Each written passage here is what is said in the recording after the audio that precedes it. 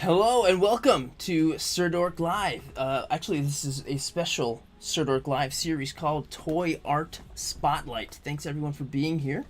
This is a very, very special episode, like I always say, but it is always very, very special. And I have an awesome guest to talk to here.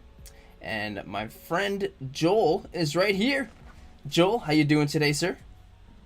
I'm doing well. How are you? I'm doing quite well. I'm doing great. Thank you so much for being here, and thanks for being a member and being a part of this. And you're awesome. So, yeah, how you feeling today? How are you feeling? How I'm is this doing all right. Wednesday treating you? Wednesday's good. Yep, it's a sunny day in Seattle, and when it's a sunny day in Seattle, we always celebrate. So yeah, doing good, doing good. Awesome, awesome. I hear there's a lot of rain over there. There is, but it's all a myth. It's all a myth. So don't ever come. Don't ever come. But, All right, all right. So we've got some people in the live chat. We have Alex the Gordo seems to be very excited to see you. I don't know if you know Alex, but he's incredibly excited. He's like, Joel, it's Joel. Almost as excited to see you as I am. that's good. That's good. Joel, tell me a little bit about yourself, as much or as little as you'd like to share. Just give us a little bit about you. Yeah, a little about me. I've grown up in Washington State, lived here my whole life. Got a family, two boys, doing well. Survived COVID, so knock on wood, that's good. Got my home office here that I work out of and do everything else out of as well.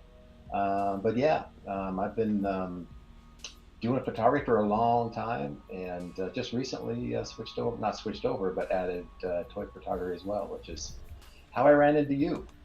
Did a search a few months ago on toy photography, and guess who popped up first? That was Sirdork in the That's feed. so cool. And yeah, listened to it in a parking lot, and they said, okay, I'll start there.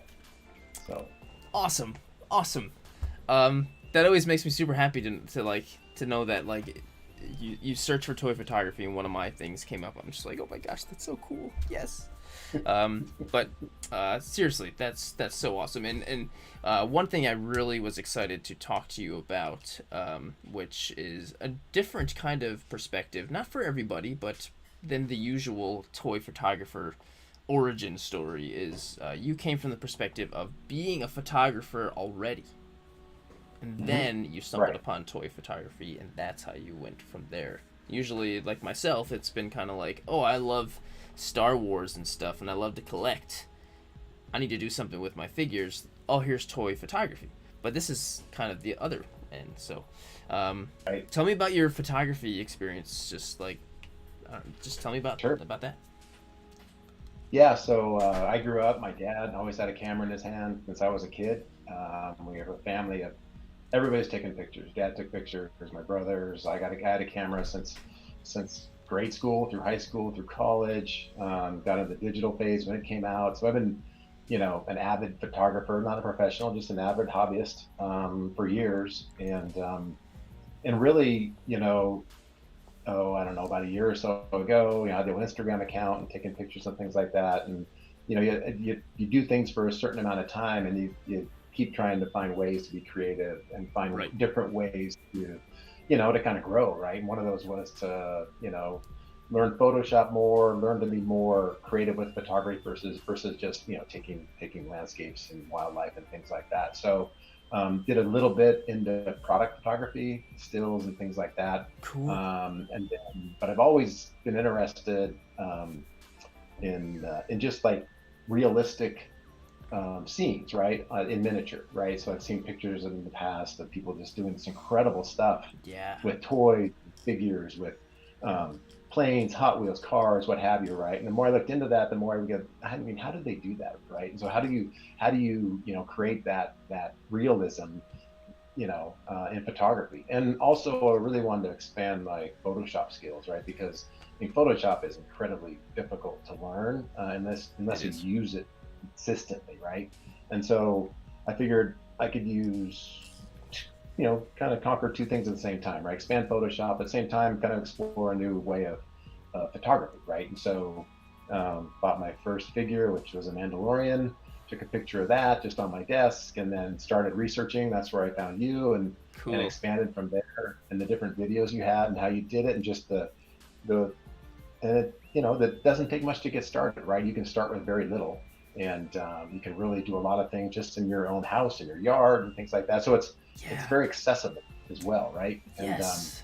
yeah, I've never been a collector. I've never, but over the course of the past 4 months, just seeing everybody on in the community and the things they collect and the passion they have around it, it's been amazing. And so it's been really cool. That's so cool. There's so many things I don't think about where like you're a photographer turned toy photographer slash collector, or if you even are a collector, which is so weird because there's so many differences there that I want to ask about. So so you're talking about Photoshop. Well, I really want to ask you Hmm. about Photoshop. So Photoshop is something I think every single person who sees it for the first time or tries it for the first time, or if they haven't tried it yet, they see it and they're like, I don't want to. Right. Maybe later. I'll try that later because it's daunting, it's intimidating, and there's so much happening. So like, tell me about how you kind of conquered Photoshop, and or how you Yeah. are currently conquering it.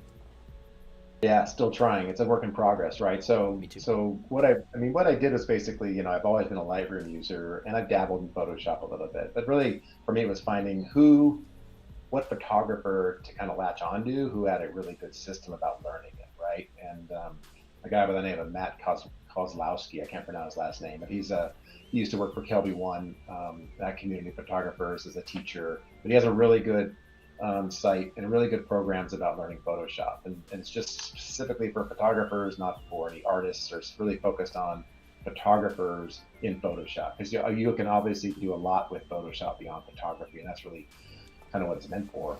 Yeah.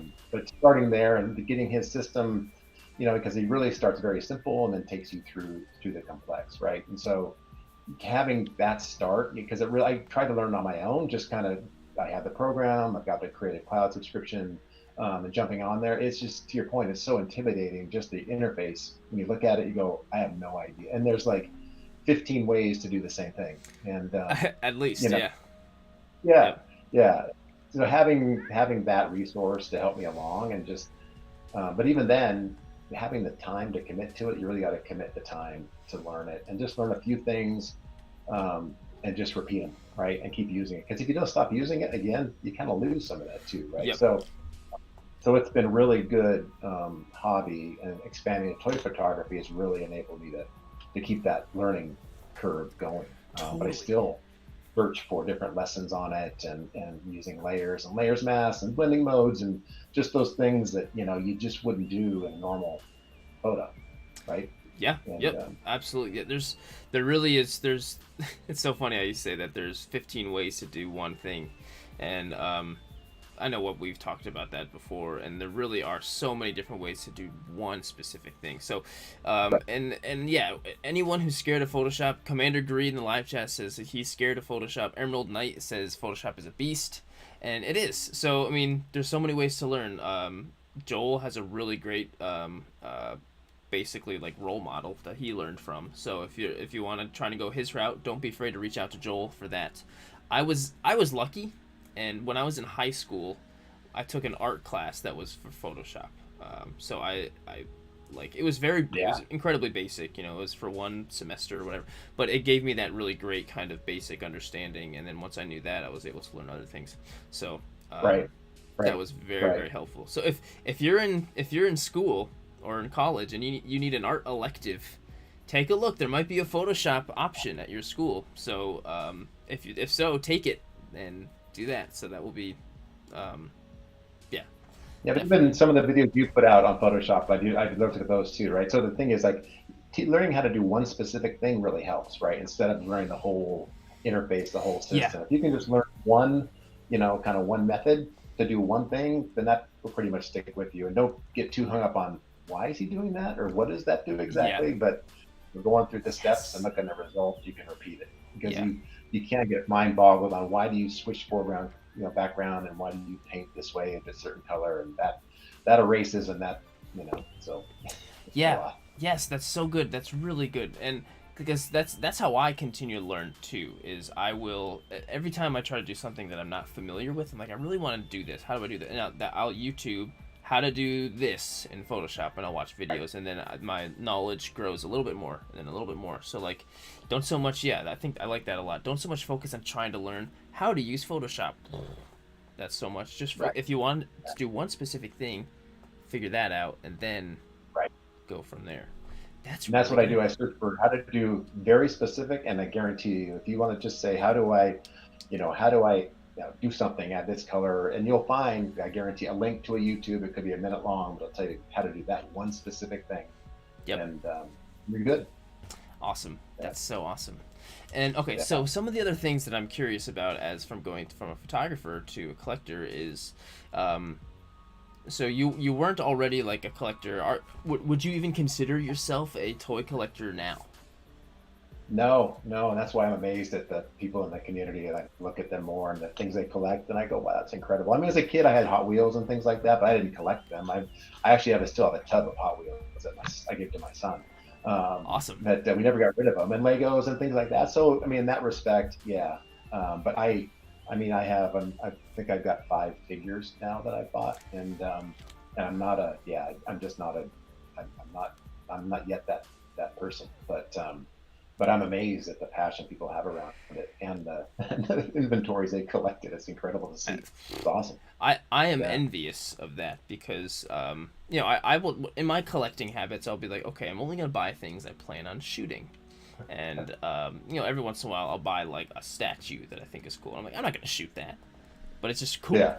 It's just cool. Yeah. So that's I'm sure everyone watching, or mostly everyone watching, is probably jealous of the fact that you don't have that urge to do it. So I had the urge to buy a lot of cameras. So at one point I had 4 cameras and like 6 lenses, and there you go. spent a lot of money on that path. I've since whittled that down to just 2 cameras and 2 lenses, and that's it, and a couple GoPros and things like that. But that was the other kind of collecting Different side of me, different kind of collection.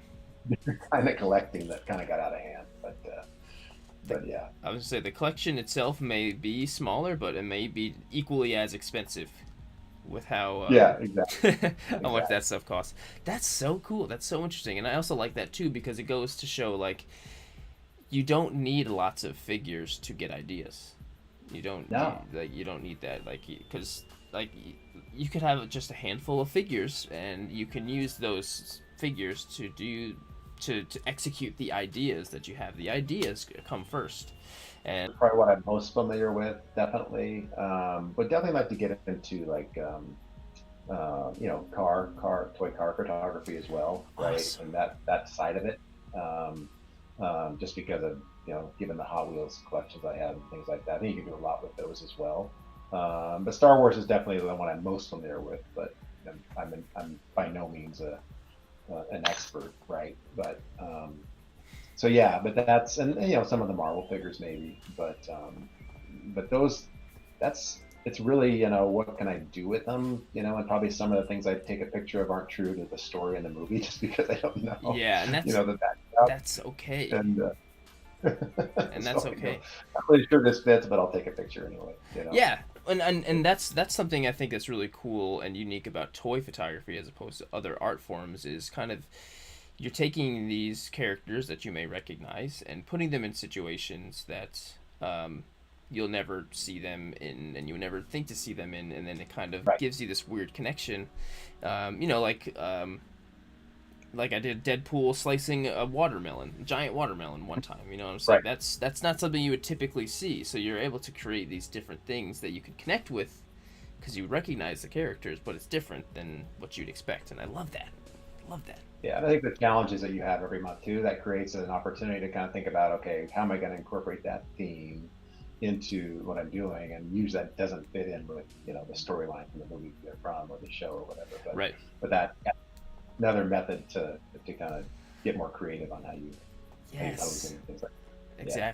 Exactly. And one thing that's great about collecting Star Wars specifically is Star Wars is just such a vast Yep. universe. that, like, you know, we've seen a million, I mean, okay, we've seen hundreds of planets in Star Wars, and there's thousands of other planets that we've never seen before. So, you know, if you wanted to take a picture of somebody in this weird tall grass, and it's like, Star Wars would work, because, you know what, there's probably a planet out there with grass up to here on a stormtrooper. So Right, right, right. Or just getting a look of a scene in one of the movies, right, where the coloring or the light in something, whether it's even that scene, but just that it has a really good cinematic, you know, yes, you can fall back onto. Just trying to create the scene, not necessarily the scene, but the color of that scene and things like that of that planet. But that's one thing I try to do too. Because one thing I'm trying to focus on is improving lighting and lighting the figures and lighting the photos. That's where I think I struggle a lot with that. It's just trying to improve that side of it. How to get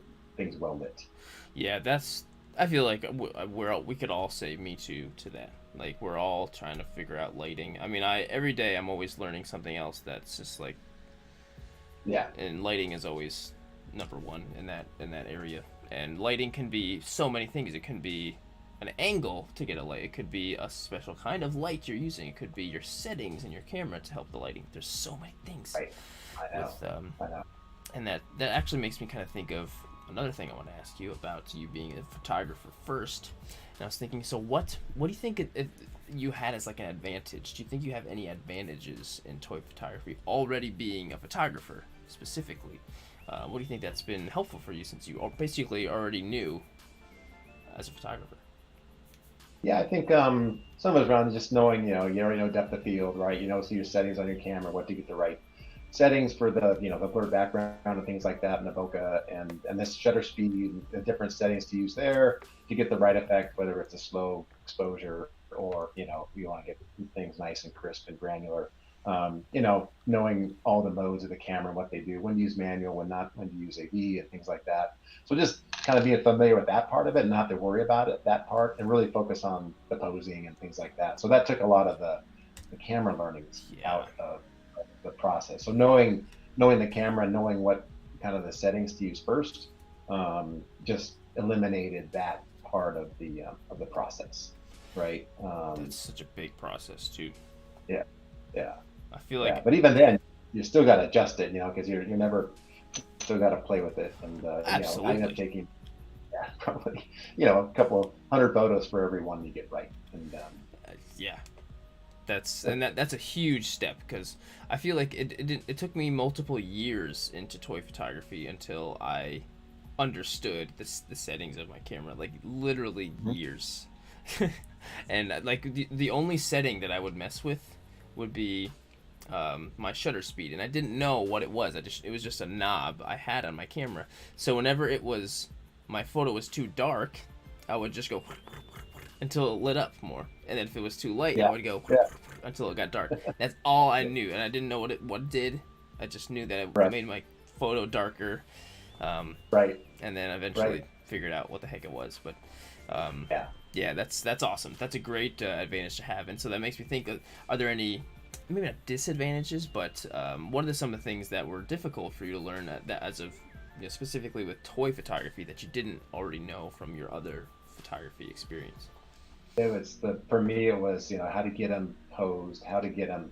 For me, it's like how do you create a scene, right? So how do you create that scene? Because obviously photography, your kind of scene's right in front of you, right? You can kind of frame everything and crop everything to get it the way you want to see it in regular photography. But toy photography, you're creating that scene, and you gotta think about what you want in camera, what you're going to crop out, so, which is great, because to me that's kind of fun. That's really the whole point. It's like you create what you see, whether it be the scene, whether it be something you add in Photoshop and layer on. It's really, it's like a blank canvas, right? So that's what's cool about it, I think. Yes, definitely. Learning that and learning how to pose, and that was my biggest thing. How do you put the wire on the foot, put the stake in the back, and just looking at your videos around that was like eye-opening. Oh, that's how they do it, and they just take it out in Photoshop, right? So that was just Yes, yeah, definitely. It's the anything involving with the figure and the stuff. That's the part that maybe the collector might have an advantage on. And sometimes it's tough to know if you're not really familiar with it. If you're not already familiar with it, which figures to do. Just like, okay, toys, like if you're not a collector and you want to know what toys to get, it's kind of hard to figure that out. You have no Yeah. idea. You can't just people don't know about Big Bad Toy Store or these brands. You're just like a toy. You know, like I think I have toys in the attic, and it's just like, but as a collector, you're like, don't use that. That's a you know, so that's Yeah. it's so cool to think about the different perspectives. Yeah. I'm gonna try something Yeah. really quick with my camera, just because I don't know what the heck it's. It just seems like. I'm gonna see if this Okay. if this does anything. Thing on my end. You are better than I am, because I just keep seeming kind of jumpy. Well, I think we might just have to deal with it, and you know what? That's all right. That's all right. Luckily, I think my audio is probably just fine. But let's talk about some of your photos. Let's talk about some pictures. And so, if you're not already, you need to be following JCToyPhoto. It's JCToyPhoto on Instagram. No numbers or anything like that. JCToyPhoto. And you can tell you look on here and like your photos are awesome, and then you scroll and you get to the end and you're like, oh, that's it. Like, it's so cool to see how much you or how great you are at this already, and you just started with toy photography specifically, and you're already at 600 followers. It's just like, that's so awesome. So if you're not already, if you're watching this, go and follow JCToyPhoto now and get some of his. He's a great dude. Send him a DM. I'm sure he'd love to answer some questions if you got any. And who knows, maybe he'll see one of your photos and maybe he'll ask you a question. You never know. Could be the start of a beautiful friendship. Yeah, there you go. And Steve is here. He says he's already following. Fred is following. Awesome. RJ just awesome. So he's at 601 right now. Maybe we can get him to 700 by the end of the stream. Let's do it. I think my other Instagram's at 270, and I've had it for like 10 years. So that's great. Crazy. That's so awesome. Yeah. Yes. Yeah. So Figgy is here in the live chat. He was on last week, and he was calling it the Sirdork bump. So maybe you'll get the Sirdork bump. Definitely helps. That's for sure. Yes, that's for sure. And if you're watching this not live, if you're watching this 2 years from now, you pulled this up on your YouTube suggested, go and follow JCToyPhoto. My first photo that I want to ask you about is the one. So there's two that I want to go to first. So there's my favorite one, and then I have your favorite. So your favorite was the one you sent me, and I put that as the thumbnail, which is this one here. So this one this was your ice challenge, and I think it was February. We did an ice challenge on the channel, and this was yours. Tell me why this one is your favorite, because this one is awesome. Because that's really the first one I did for the challenge, and that's the first one that it took some little bit of thought, right? And so basically getting a tray, and I was thinking back to the the Star Wars, he's frozen, Han Solo's frozen, right? So I was trying to think about that scene, right, where he kind of just he's in the oh, okay, like Carbonite. Yeah, Carbonite. Yep. And I was trying to that thought was in my head, right? And so basically, getting the tray, put him in the water, trying to pose him so his arm's sticking up and his legs sticking up and his head's just barely out of the water, right? And then taking him outside and standing him up and taking the picture. And the light, I thought the lighting was good on this one. It was outside, the sun was shining, and so it just it kind of stuck in my mind as the first kind of cool shot I think I got, right? And I thought, it cool. took a little bit of, yeah. So yeah. This was the first photo where you took it, and when you're done, you were like, "Oh, this is cool," and you kind of felt that kind of like, "I'm proud of myself" moment. Awesome. That's such a that's a really like big important moment in our at least I think in our toy photography, because I remember that moment, and that's still that photo is still my favorite photo. So I think that's a really great moment to think about. And when I think of this photo, it's weird because I don't think, like, the first thing I think of when I look at it is I don't even think of ice being frozen. I think of like these really creative, like, even from like a sci-fi movie or something, where it's like it's some kind of artsy water moment where they're like emerging from the water, but it's like coming upwards as opposed to like, or like the water is like a wall and they're kind of like coming out of the water. I don't know, and that's what I think of when I see it. He's like kind of emerging from this wall of water that Right. and I think that's so cool. And I was really excited when, yes, Fred just said the same thing. He says it looks like he's walking through a waterfall. Yeah, okay. Waterfall. Yeah. Cool. Yeah, I can see that. Yeah, and when you sent it over for, this was your favorite one, I was like, this is gonna be great for the thumbnail. This is gonna be really great because it's just like, it's got that artsy thing, but it's cool because, art is subjective, and when you saw your photo, you kind of had this in mind, but we're all seeing this, and I'm sure, but other people are seeing other things too, and I think that's so cool. Which is cool. Yeah, I think that's really cool. So my favorite one is this one. For sure. This was your flower photo. So so of course the photo is awesome. The execution of the picture, all that stuff is awesome. The stormtroopers giving him a nice push in the swing, but some of the your setup and all that stuff, that's what oh, you know what, Commander Gree, he just is making me lose my thought, but going back to this, he said it looks like he's entering or he's exiting Stargate. Yeah, and I've never watched Stargate, but I know what the Stargate looks like, and that's what it looked. That totally, Commander Gree, 100% Stargate. That's awesome. Okay, anyway, what? So this was for the flower challenge, and your setup is just so impressive, and you gave us a nice little video. Yeah, so that's Julie, my wife, actually. So basically, I had the baby's breath I had by my own. I went and bought that, and then he said, "You need some color." So she grabbed some scissors and snipped off some flowers from the flower bed and brought them over. And that pretty much, that I think adds a lot to the picture is the color. Definitely. Otherwise, it would just be white. And so that was a good touch. Definitely, yeah. And the purple and the yellows are so complementary to each other, and then also along with the whites. So yeah, that was a great. What'd you say your wife's name was? Julie.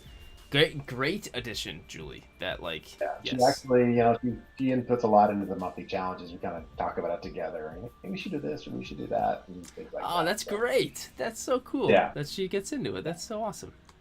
I don't know if this is my side of Insta, but it seems like it's cutting things off. But I think I didn't crop it correctly when I posted it.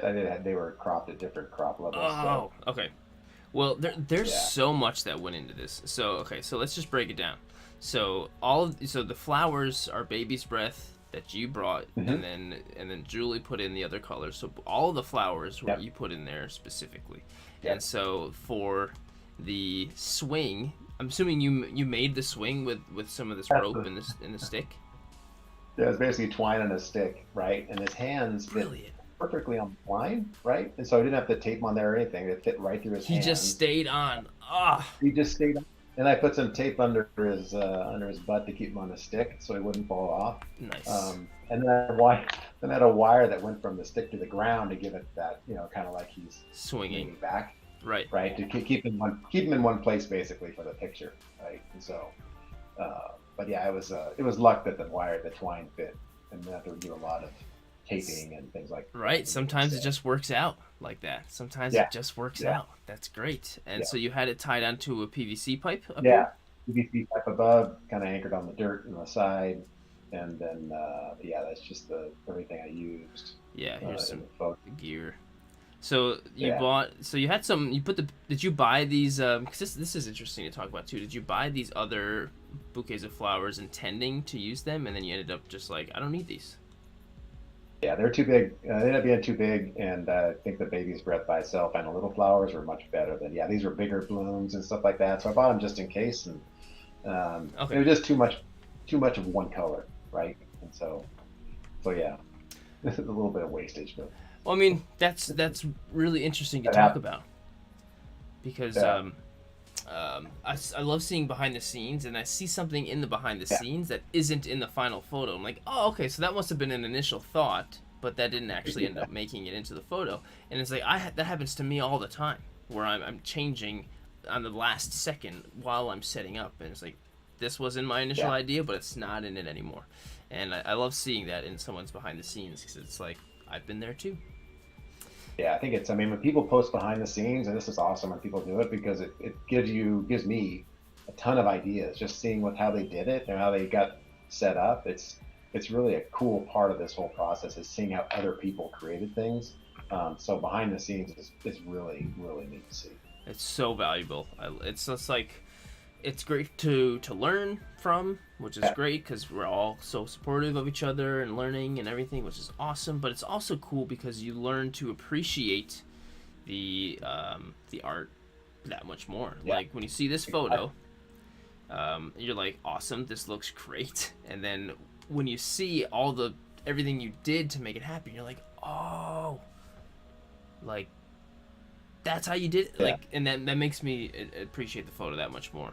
And I've heard some other perspectives of some people saying like, yeah, I don't like to share the behind the scenes because I feel like that takes away, and you'll see how I did it, which makes it seem less impressive because it's not like, it's kind of like revealing the man behind the curtain, and it's like, oh, it's just all it is this, it's almost like it makes it feel less. And I totally disagree with that. So I think it's just the opposite. I think I'm so impressed by how people started with behind the scenes and got to that final picture, right? I mean, it's going, oh, that is incredible how they did that, right? And so awesome. I think it actually emphasizes the point of the effort they put into it to make it that final product. Yes, I agree. Oh, and go figure go is here. He says, hi all from Instagram Live showing off your video. What? Well, thanks, go figure go. Thanks, Miguel. Showing off the video. You're the man. Thanks, dude. So yeah, this is my favorite of yours. And I love how in so many of these photos, there's so many things happening that are not like none of these are really things you would typically see a stormtrooper doing. This isn't like, and I love that. I love that so much. That's what I love about toy photography. Is pulls you out, and it's just like it's a fun. Because there's two. I mean, I feel like there's two really big types of toy photography approaches, and that's being super realistic and true to the characters, or there's just like, I'm using this character, but I'm gonna have him do the craziest stuff. Like, and I love that. Like, I love making them do stuff they shouldn't. So, like, that's why all these challenges, I'm like, put an egg in the photo, and it's like an egg. Like, and I love that super contrast, and I feel like you kind of also have that same approach. Yeah, no, exactly. And I benefit because I don't know a ton. I know Star Wars a little bit. I know, but I'm not a deep, Star Wars expert. And so I do search for like scenes and stuff like that to kind of emulate, but most of the time I'm just looking for, what would be a cool shot with whatever thing I have, right? And yeah. That could be an advantage because you don't have the preconceived expectations of what you think a Star Wars character should be doing. So that kind of might even expand your what you might. So that's awesome. So it's better to not know about Star Wars, everyone. So everyone stop watching Star Wars. All the new stuff coming out, don't even watch it. Just buy the figures for the new show. Don't watch it, and then you're just limiting yourself. But I mean, it's kind of true. But this was your America one. We brought this one up during the stream, during the reaction stream. Yeah. And I was very curious about this because I was like, is that a fake background? Is that a real background? Like, I don't like. So tell me about your setup behind this one.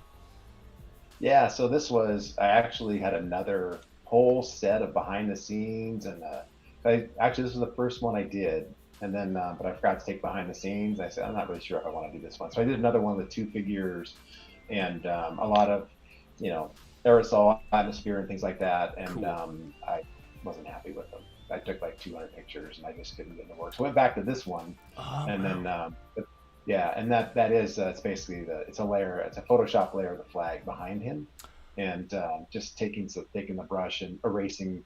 It's a black basically a black fabric background, and then I just erased some of the black fabric to expose the flag layer, but tried to make it, trans not full transparency, so it's kind of like smoky and dusty and things like that.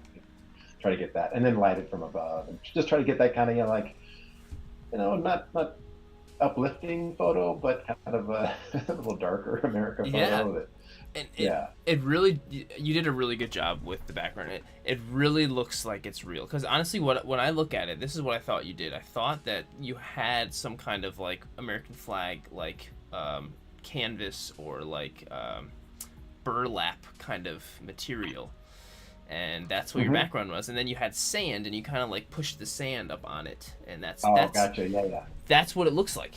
And I was like, wow, that's so cool. That came out really good. But like now you're like, nope, that was all Photoshop, and I'm just like, wow, that's so impressive. So props to that. The other set, I did have sand and stuff like that. I tried to recreate it. I had rocks and a desert, and I had this the flag behind it and stuff like that. So, but it just didn't work. It just didn't. I couldn't get it to work as well as this one. Well, it was But I meant to be. wonder if you noticed the weathering on the troopers. I got that from your video on weathering. Ah, There was awesome. scratches in the paint and the shoe polish and the matte paint and things like that. Yes. So he's been through some. Yeah, He's so been through some stuff. That's your guy. That's your go-to trooper. Everybody's got their go-to guy, and that's him. So it looks like he had some other experiences with you, and including this one. Yeah. Yeah, So he. this one's That deep. might be the clean one. I have a clean one too. That might be the clean one. But that one was another one where Julie was dropping him from above my head, and some high speed photos. I tried to get his fist entering the water, but after 15 minutes and literally 300 photos, I couldn't do it. I just okay, we're done. So So this I just one, did. this is a capture of her dropping it. She dropped him, Yeah, he and dropped you it, caught him. and yeah, I high speed choker. Yeah. I never would have thought that. I thought you had him on a wire and you're holding him there, and they were like, No. okay, good, now let's do one. That's amazing. So I mean, that sounds like you had quite a few a few tries. It was which a is nice fine. day in Seattle. It was a nice 90-degree day, and I was down by the water and in the water, and she was like right above my head, and trying to get it straight, and just trying to tried to get it. I just couldn't get his arm right entering the water, and but so I just added the second picture to show, yeah, he really went in the water. So There he is. That's so awesome. That is so impressive because I never would have thought that. And again, I thought this makes me think. It goes back to this dream sequence of like that last photo we were talking about with Mando coming out of the water, and this is him coming into the water from. yeah. That's so awesome. Wow, cool. So Yeah. does Julie help you a lot with a lot of your photos? She does. Yeah. I mean, she really is a great contributor to ideas and things like that. Because I mean, to tell you the truth, I'm not super creative, and like I need somebody else to say, hey, what should we do? So having other people's input is really, for me at least, That's great. helpful. I struggle a lot I get it in my head, but trying to create it, the scene, which is a great challenge. Again, from toy photography or all this thing, you gotta take some creativity to make it happen. And just seeing everybody's photos they post, and it's like, wow, it gives you something to shoot for. But the creativity of people in this community is amazing. Oh, it's amazing. It's so inspiring. It's so It inspiring. is. Um, It is. And RJ in the live chat saying pretty clean shot for a trooper in motion. That's what I'm saying. That's why it doesn't look like he's in motion, because it's so clean. And what was I gonna say? Oh, and I also think it's really cool that you yourself are able to take some of the creative suggestions that Julie gives you, like if she's ever helping you, because sometimes like I'll need help every once in a while, because I'll try to, like, especially when I'm trying to have my hand in the photo, which I do too much, and when I do that, I already have I'm 50% less able to do things. And so often I'll ask my girlfriend Harlene's like, can you just come and just pull the trigger for me, and then also can you hold the lighting too, or something. And so I'll do that, and then she's like, you should put him over here, and I'm like, no, I really like him here. It's like, no, I want to keep him here because of this. And she's like, okay. which is like she's trying to help, and she's got great ideas, and who knows, I should probably listen to that more often. Um, but that's so interesting because and I think that's something I need to learn from you is to take, and if I get creative suggestions, is to actually take them, and Yeah. so I love all these flower ones.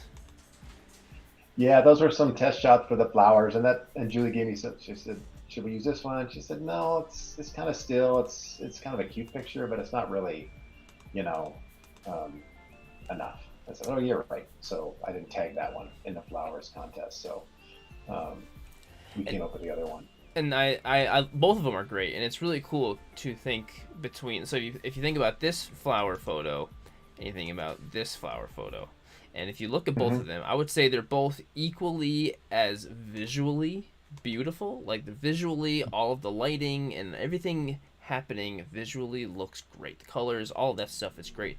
But the thing that made you choose this one over the other one is the concept and what's happening in the photo and the connection that it makes people have when you look at it, because these things Right. are happening in it. So it's cool to think, because that's a huge hump that took me forever to get past. Was like, okay, the photo looks cool, but like there's also a huge part about the photo that is what's happening in it that makes you look and go, ha, like, oh, this is what's going Right. on. Right. Yeah. No, I agree. Yeah, the posing, the action in it, right, as opposed to just the hey, it's a nice clear photo that looks kind of cool, Yes, right? yes. Yeah. It's Yeah. kind of like a movie where, like, okay, the action is awesome, but the story could use a little work, or the writing or something. Yeah. Yeah, and that's It's why the posing I think is so important, and that's one thing I've tried to learn too is do better is around the posing because that's really expression, the expressiveness of how you pose them, and that way people pose them is just it's incredible. Just the how you kind of that the emotion you can get out of a figure by the way you pose it, right? It's just like yeah, crazy, and it's awesome. yes, yeah. There's posing is important for so many reasons, because yeah, it helps the figure look like a person as opposed to a toy, which is great. But yeah, there's also a lot of emotion you can really bring, and like just a tiny little move of the head can change the emotion of not just the character but Right, of the whole photo. right, yeah, yep, So you're absolutely yep. right about that one. And this one is always the one my eye goes towards, um, and this is the one I have on the video or the member video, Oh yeah, yeah, yeah, yep, and this yeah, one is just is so. Uh, so the trooper is lifting up the entire truck just so he can help. So it looks like because Mando is doing some work right, right. underneath there. So tell me about this one. Did this like come up as an idea, or was it like a last minute kind of thing that like um Yeah, so every well, twice a year, our family goes down to the Oregon coast and the ocean or Cannon Beach, which is a really great beach, a lot of good sand. And my son, they were in the photography too, and he bought this truck, this remote control truck. We mount a GoPro on top of it, and we do a lot of just video running through sand and things like that. And I said, well, this time, um, um, let's should take some toy photography as well, right? And so we took it and we did a lot of stuff with it. But this one was basically let's do this one with him lifting up the truck, and we had there's something under there I had to Photoshop out and things like that. But basically between doing the runs with the RC car, a truck, and this we did this pose as well. So it was a awesome. family affair. My boys helped me and do it, and it was pretty cool. Cool. How old are the But that boys? they're 33 and 30, Oh, okay. so like yeah, so they're pretty old boys, but They're old boys. yeah, but they like doing this stuff too. I mean, And I'm 30 also, and I love doing it, so that's good to yeah, yeah, hear. and we had a lot of fun. And I've had others where we posed them, and the car was running them over and tried to get some shots there, and it didn't quite work out. But Oh, it really? was pretty fun. That was Yeah, probably yeah, fun though, to run them it over was with the fun. truck. Yeah, run them over and have them lay like that, posing the truck going, trying to catch the truck before it came down. So it was a good shoot. Yeah, but this one was the one we were looking for. Awesome. And when I look at this, like, was the figure just the figure alone able to maintain the weight of the truck, or is there No, more to no. this? I can't remember what we put under it, like a lens cap or something. We put under the truck to keep it up, and I had to Photoshop that out. You can probably see some remnants of my Photoshop work there, photoshopping that thing out right below the trooper's right hand. There's some patterns that don't quite match, um, but I yeah, never there was like a black. I know you. It was under the wheel. say I And then it never put, would ever know. yeah, And that's another thing too, because sometimes if you're editing a photo and you're like, oh man, everyone's gonna know, like you edit the like the wire or something or something, and you're like, oh man, everyone's gonna be able to tell I took that wire out. No, they're not. You can tell because you were the one who put it there and you edited it and you watched it get.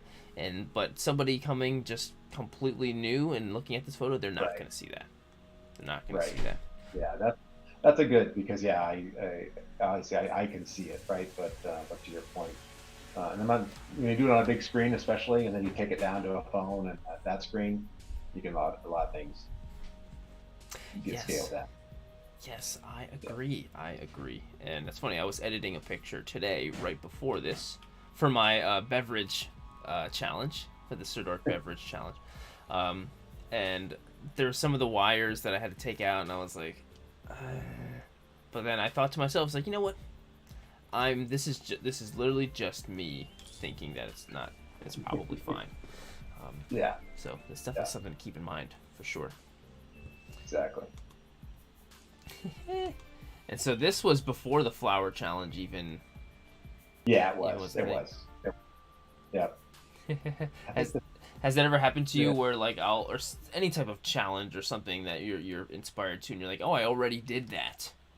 Like, why did this come like a month ago when I did this? Yeah, exactly. Exactly. And this was the tool challenge. Yeah.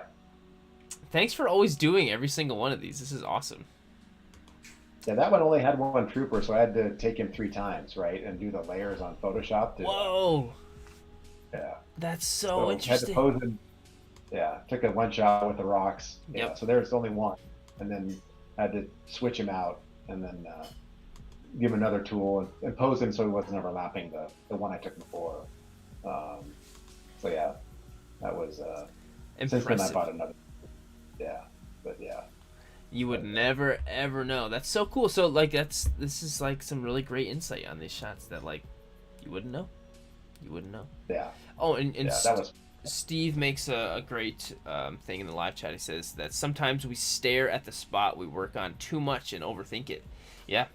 Sometimes you'll tinker with it too much, and then like it was better before. You know, sometimes you got to know when to do that. No, exactly right. Agreed. So, and I haven't asked you this question yet, and I usually like to ask. And so, I'm curious as to what and I know you said you have a bunch of cameras, but what is your go-to gear that you'll typically use? And if it's not, so simple of an answer, and you switch it up all the time, tell us a little bit about that. Yeah, so I'm down to 2 cameras, and one has a long lens I don't use for this, and I use that for still wildlife photography and things like that. So this is just it's a Canon R6 that I use, and then that Platypod down the lower left. So Platypod makes the flat like tripod mounts, right? And you can mount your own tripod head on it, but I use that a lot too. They came out with their own tripod head that I bought, so I'll use that or a tripod. Sometimes if the tripod I can't get low enough, I'll go to the Platypod on the left there. And then just the standard tripod. I use a lot of Peak Design gear, for backpacks and things like that. So, and then but they have a great tripod as well, and the Loom Cubes. And but yeah, pretty much the R6 is my go-to camera for choice. Yeah, and obviously the phone as well for the videos and behind the scenes, and you can. Phones these days can do obviously a ton of stuff that that a camera can as well, right? And it's interesting to see your video on Reels. I looked at that as well because I think it's a foregone conclusion that we should probably do Reels and how to do them well. That was a great video. I'm really glad that you think so. That's Instagram Reels. Thanks for watching it, by the way. But Instagram Reels, I like them. I think and I understand why anyone doesn't if they don't like making videos. I just like, making videos. When I was in middle school, I made a full length movie with my brothers. It's kind of like a Jackass kind of movie, but it was full length, and so I enjoy making video. Um, so Yeah. Yeah. I'm just like, why not? Just like, it's kind of fun. Well, it's one more thing to learn. I've never really done them before, so it's something to learn. I mean, yeah, I don't really care for them that much. They kind of, if they're done poorly, they kind of interfere with your feed and things like that. But if they're done right, they're actually pretty interesting. But I figure I should probably learn how to do that as well and do them effectively. Awesome. Yeah, just Yeah. give it a shot. What do you got to lose? Yeah. And who knows, you might. And it really is a cool way to get. Because they'll Instagram will kind of prioritize the reels sometimes, which is what happens, but it's a great opportunity for people who don't already follow you to see your work, which is really cool, and get new people in. Yeah. And sometimes you post a reel months ago and it still keeps getting views, which is so cool, which is really great. So Yeah. I couldn't recommend giving it a shot enough. Giving it a shot, no pun intended. I'm really interested about and what are we calling it, a pad?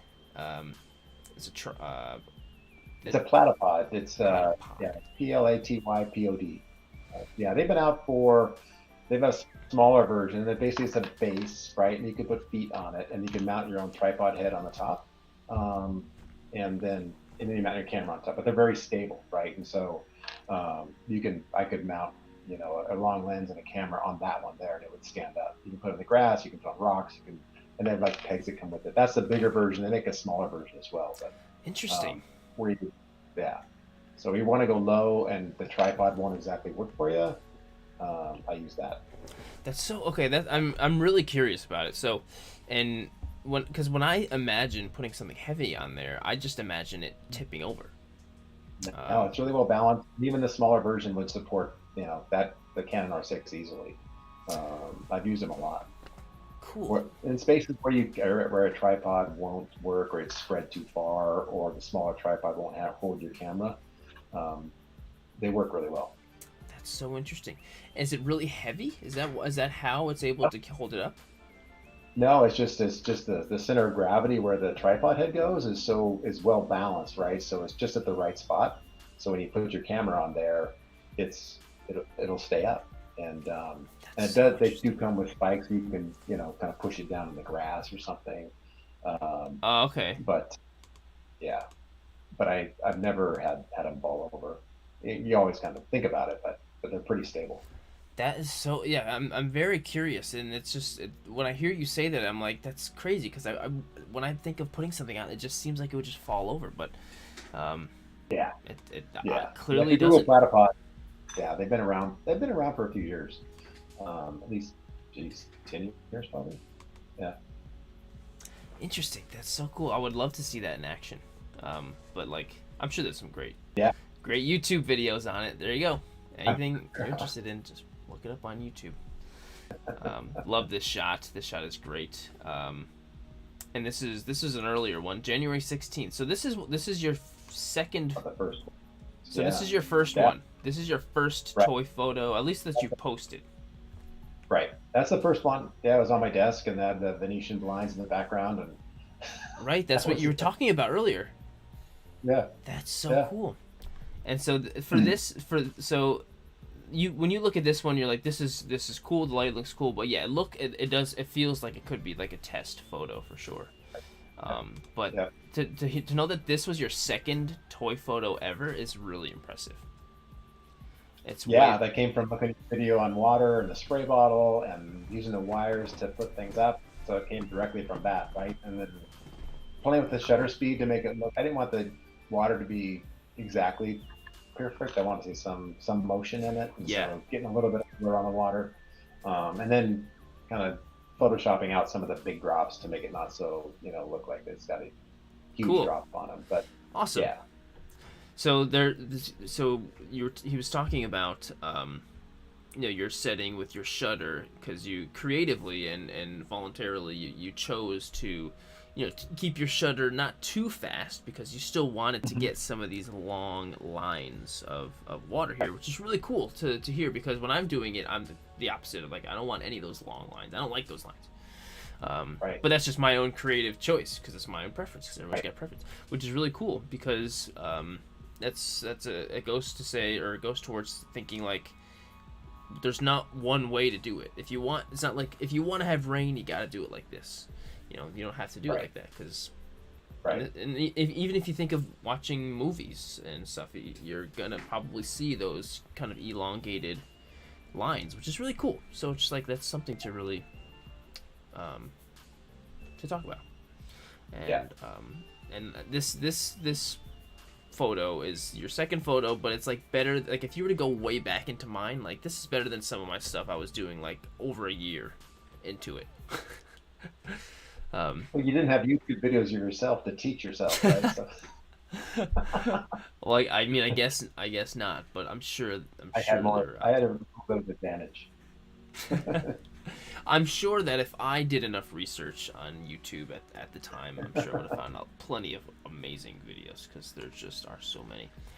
Today I learned how to do, because on my Sony camera, I learned how to change the video settings to shoot in slow-mo on my Oh, wow. camera, because I really wanted to do some natural slow-mo, because if I ever do slow-mo, or if it's film something and then edit it with my editing software, it looks like crap. So I YouTubed how to do it, and now I took some awesome slow-mo videos today with my DSLR that I learned today from YouTube. So thanks, YouTube. YouTube is awesome. All you gotta do is just look it up. Yep.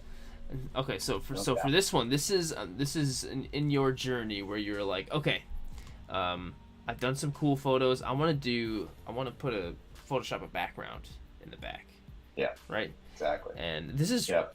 like really good. It really looks like he's there. The lighting matches, and even some of the brush in the foreground. Is that Photoshop too? No, so that's when walking through the park on one of those misty Seattle days. Just took a picture of the background there, and then had this picture, the figure isolated in another layer, right, and then blended them together. But the brush and the trees are all the same picture, one picture, Okay, and then cool. blended his feet in the brush to make it look like he's in the brush. Again, the blend isn't perfect; you can kind of see it fade down, but that was the goal, to get the colors to match as much as possible in the kind of the lighting. But yeah, that was the intent. So you took the photo of what is now the background. Did you take the Yep. photo of the figure in this, the same set or area in the same time of day, so then they already had that kind of same type of lighting to the point where they would match? Is No, that he was actually on top of just a brick wall, and I was down below looking up at him, right, to make him look like he's on up Okay. in the air. But it was a different light, different scheme. And to be honest, I don't know how I did it. I think I YouTubed it on how to blend the color, the color scheme. So the color properties of the background were applied to the front for the foreground, right? And so the other layer, so it didn't look like it was put in there with a different lighting scheme. And to be honest, I don't remember. It was seriously YouTube how to get colors to match between two layers, and that's what I did. That's how well done it is. Linda in the live chat says your blending looks fantastic, and RJ Stubbs says your Photoshop work is spot on. That's awesome. And this is what your fourth one. Your fourth 1, 2, 3. This is your fourth toy photo. Yeah. Like, Yep. what the heck? Yep. Yep. Okay, so you started back in January, and Yep. so now it's August. So, like, what are some of your next goals that you wanna do next? Honestly, I really want to find the time to do more between the challenge. The challenge has definitely kept me motivated, right? To do it, but to post more and do more creative scenes, more well thought out scenes, I would say, a little more elaborate, right? And to do that in between. Part of it's just finding time, as everybody Yeah. has that part of that same problem. Right. But really, put more figures in them, because most of my stuff has one figure or two or things like that. I love the people who have dioramas, right, and the things they incorporate behind them, even Yeah. using simple materials and things to make it look like a city or make it look like an alley and things like Yeah. that. But to do more of those types of things Cool. um, as well. And got a great ton. I mean, just I look at Instagram daily for people who post and what's behind the scenes and how they do it. And so a lot of good ideas out there. But that's one thing I really want to do next is do a more elaborate, I would say, setting. Um, and Cool. yeah, That's so interesting. I love hearing answers like that, because like that's totally different in my for me. I'm like that's totally different because I'm always so um I'm always so much more interested in what the figures are doing, that the background to me is like, I don't, whatever the back doesn't matter. Background's just gotta be green. As long as it's green, it's fine. yeah, So yeah, which is yeah, cool because it's like totally different. And when you talk about people with just these massive, incredible setups with basically immersing the figure into making it feel like this is yeah. that's just so impressive, and it's so Right. yeah. And And we've the got things people do, are like the monitors behind them and the virtual backgrounds and things like that are pretty amazing as well. yeah The screen, that's pretty cool. yeah that's Yeah, so impressive, so cool. So you've got a whole bunch of great goals. yeah, um yeah. Awesome. And so a couple people have joined. Insightful Imagery is here, and Toy Emergence is just getting here. And so Steve says, Joel, you can start typing batch photos and have multiple photos in the same area. Oh. Okay.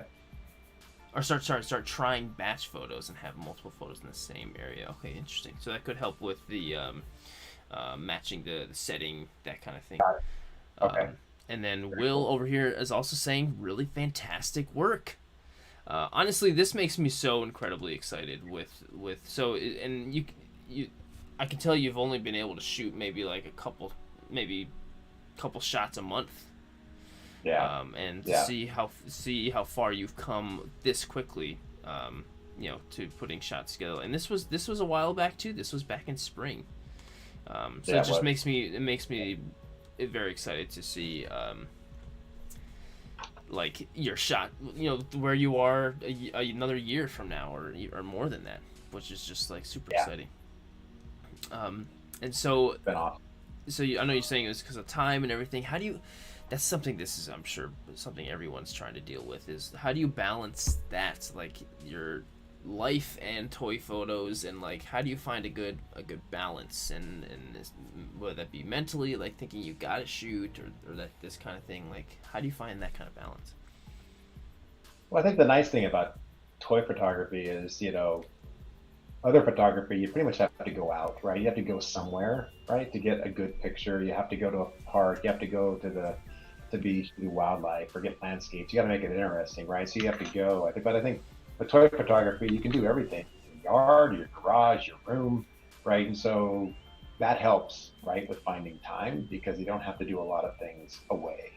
Yep. Um, and I think for me, it's really about balancing how much do I really want to buy to make the scene versus what can I create out of things I already have, Yeah. right? And so, because I think that you can make some pretty creative scenes with just things you already have, to make it look like a fence or look like a background or something like that. But basically, you just got to carve out time to do it. You get an idea. I think for me, I can't just go out and shoot. I got to think of an idea and think about it for a few days and then let it, kind of come to life, and I'll get Julie to help me with the ideas and things like that. So I don't think I'll do a ton more as far as like, more than two or three a month because, it's kind of the process is probably the funnest part, right? Of putting it together, going out and, creating the scene, getting it ready, shooting it. And then once you're done, it's like, that's okay. Right. And that was fun. Right. But it's really about putting it together and that whole process of building it and Awesome. taking the different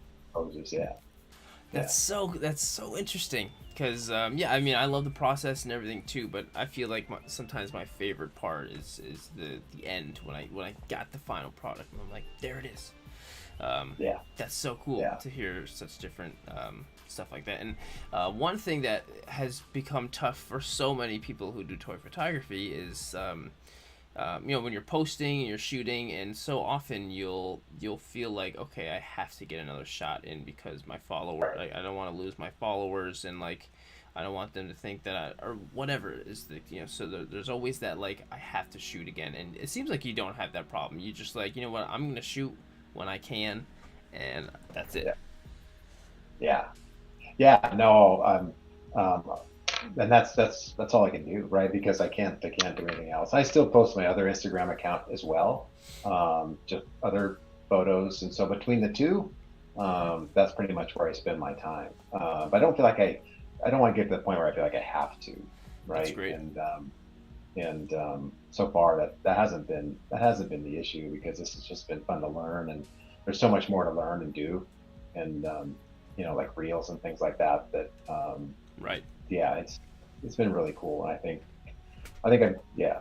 I mean, if I had more time, I'd probably do more things, but I do what I can, and it's fun. It really is a good release, and a creative release. That's so awesome, and that sometimes is something that takes so a long time for people to get past. Is that, like, finding the frequency and the balance that's good for you and just for you, and don't care Right. about feeling like it can definitely become that where it feels like you have to. So that's great that you sounds like you never even for a second got there. So that's awesome. No, Because no, I don't think that comes with age, Jared. So I think that's amazing. That's so awesome. Um, and there's so many great and using these little guys here, and it's like these were out of Julie's collection of figurines she has for Halloween, and I, I gotta. It was one of those things where I gotta shoot something because I hadn't shot in a while. So just grab those figurines and put them around and this the was in figure. April, everyone. This was not in October. This was in April. Yeah, So it was it don't was an let experiment. don't let the time of year limit your creativity. Do whatever you want to do whenever you want to do. Yeah. Okay, so one question that I'm always interested to ask is, in 5 years, in 5 years from now, where do you see yourself as a toy photographer? Like, what are some things you would like to have to happen to you from now to then, or just like where do you see yourself being in 5 years as a toy photographer? I would say, again, get a little more elaborate scenes, right? And focus on, maybe some more true to, more true to the movie scenes and things like that. And incorporate some of that. Um, really continue to, learn Photoshop more, right? To help Yeah, out with that. Because really, it's just getting sharp on that and knowing how to use it fluidly, I think, is a goal of mine. Not just toy photography, photography in general. And it's like it's never ending journey, right? And yep, so incorporate more of those things in there. I think really just, get more different things, right? And I think following everybody, seeing the ideas that come out there, but getting more, I would say more, a little more elaborate, but at the same time, I don't see it. Probably a few more reels. I think video, the short videos are kind of here to stay, right? And learning more yeah, about that and how to do that effectively, and incorporating some of that into the mix as well. I think is key. Between those two, I think that's probably it for me. It just continue to have fun and just grow it, and try to make everyone a little bit better the next one. Um, awesome. and But don't get hung up on it either, right? Don't let I think it can be intimidating to look at some of the people that post and you go, wow, that is amazing. I'll never be able to do that, so I'm not going to do anything, right? But I think um, I don't let I don't let that discourage me, and nobody should let that discourage them. But just Great. keep posting and creating and things like that, because there are some very talented people out there in this community, and it's pretty impressive, right? But yeah, Yeah, you just have like it sounds like you just have like the ultimate like mindset that so many of us want to have. Like you know exactly what your plan is, and you're not gonna let anything get in the way of that. And that's just that's so cool. Like, I feel like we all like need to have the same mindset as you, Joel. That's Yeah, it's that's fun. great. Really, it's fun. I mean, it's like it's stress relief. It really is. I mean, doing this type of thing is really, and it's both stress relief and fun, but also you're learning a ton doing it. And so it's like the Yeah. best combination you can have, right? Yes. Every time you do it, you learn something, and you get smarter about things, and that's a great time. It really is. It's true. It's true. And Toy Immersion, hey man, in the live chat says having fun is the key. It's true. Yeah, And you know what too? If you're having fun while doing it, that is the more you're enjoying yourself and the more you're having fun doing it, the easier it is it's going to be for you to continue to learn and grow and get better at it, because you're going to want to do more things and you're going to want, so like if you're not having fun, then you're just going to find yourself being stuck, yeah. you know. And you do it. It's kind of a high. You get a high doing it and taking it and producing it, and it is kind of it's really cool. I And agree. Yeah, my yeah, the wow, I'm just thinking a lot of July I didn't really do much actual shooting, because I'm thinking about it right now, and I took a photo today, and the last time I took a photo was on July 4th. That's so crazy. And so a yeah, long time. Yeah, so today I felt a huge kind of high doing it. It felt so good right. to go and shoot, um and I feel It good is. now. I have a photo to post, and I can't wait Yeah, to post yeah. it. It's kind of addicting. It's a good addiction. Yeah, like that's really cool. Yeah, It's definitely a high for sure, yeah, just by doing it. yeah, Um, yeah. so what are some? So I know you said you have like a handful of figures. So let me see. Let me. So I'll probably get some more. To be honest, I look at the feed, look who's has what on the feed, and those have some of those have inspired me to get some more. And then I'll just look online, for the latest. But um, I'll probably get some more. I don't have anything in mind.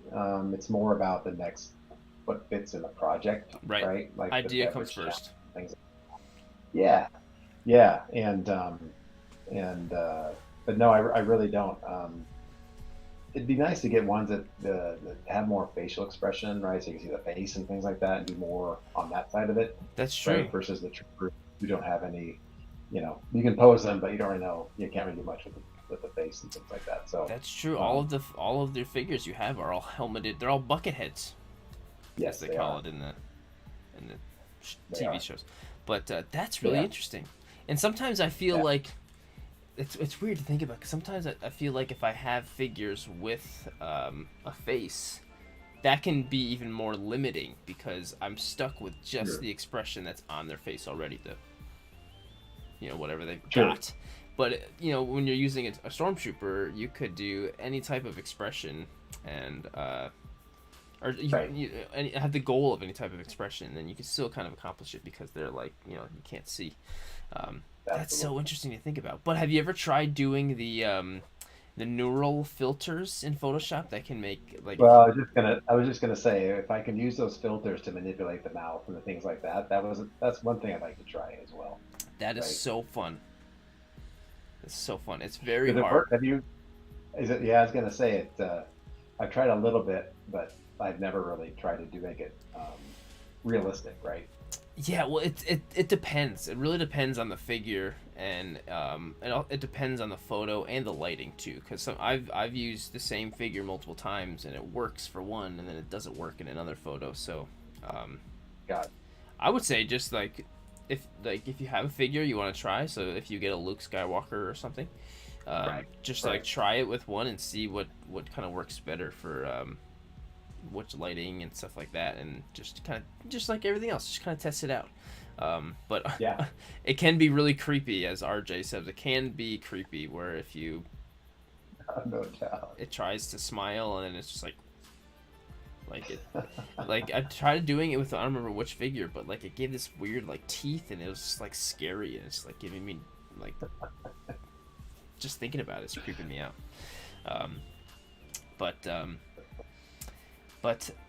all right, so my final question will be, um, let's see, because usually my final question is that like, where do you see yourself in 5 years? But I wanted to see my Hmm. final question for you, and I'm gonna move back over. My final question for you will be is, let's see. Okay, what has been the best part of your toy photography journey? Like you can think of that as one specific moment, or just in general. Like what has been the best part of your toy photography journey that you just can't wait to get more of?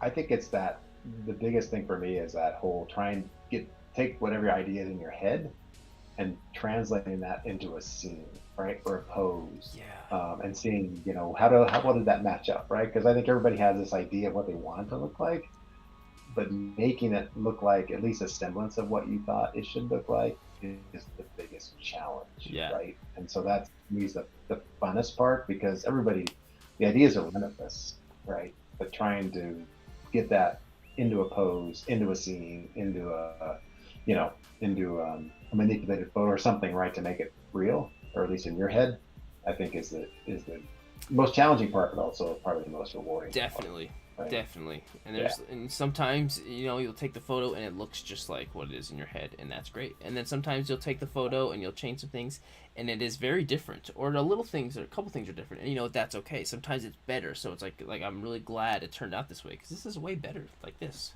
Right. Yeah. And Yeah. It's like that America one. I had this vision in my head of what I wanted with the rocks and the sand and the troopers, but it didn't work. And I said, but, you know, yes, I'm sure I could have spent another day to make it work, but and I was running out of time. yes, it's okay that it was different than what your head, and it was Right. so okay that it was even better. Yeah. And Right. sometimes Right. too that I'd love to mention this is if you have an idea that's in your head, and sometimes you get these ideas in your head and you're like, I can't do that. I got to dumb it down a little bit because I can't do that. But because I know I've had that, so I'm not gonna, I can't. But it's Right. even if you think you can't do it, try it out. Try and do Right. it. And Right. and you could even push yourself a little bit and do something and maybe YouTube something and learn. But even if that first one doesn't come out so good, if you try it again, you'll probably be able to get it and you'll learn something and you'll Right. grow, and that's the best way to grow. So don't ever tell yourself like, that's that idea that I have is too much for me, I can't do that. Maybe somebody else, but no, you can do Yeah. it. Right. No, agreed. And seeing the people that post the things, they go, how in the heck did they do that you never thought you'd be able to do? It is Yeah. inspiring as well. Somebody did it, right? And Yep. so, you know, maybe your idea is that hard after all. Awesome. Um, Yes, yeah. I agree. So if you're not already following Joel, go to Instagram right here. I have it already linked in the description of the video, so just go to the description and it's all right there. There should be a link. I'm pretty sure I put it in there. Did I? Right? I did. Right. Yes. There it is. Yep. Go and follow Joel. We got him up a good 14 followers already. Or was it any more? Let's see. 620. All right. Okay, so yeah, just head over there and you'll learn a lot and you'll feel inspired just by listening to this and seeing the photos and hearing the attitude that Joel has and just hearing about his journeys. You'll definitely be inspired for sure. So, anything else, Joel, you want to mention? Anything you want to plug? Anything else you want to talk about? Anything else you want to add in? No, I mean, I think really for me, it's this has been awesome. Really, thank you and everybody again, the community that I follow and follows me, and just look at the posts every day, and just the general positivity around the whole culture has been really, really refreshing and amazing to see. If You're watching live. If you're not watching live, you guys are awesome. Thank you. If you're watching live. If you're not watching live, you guys are awesome. Thank you, everybody.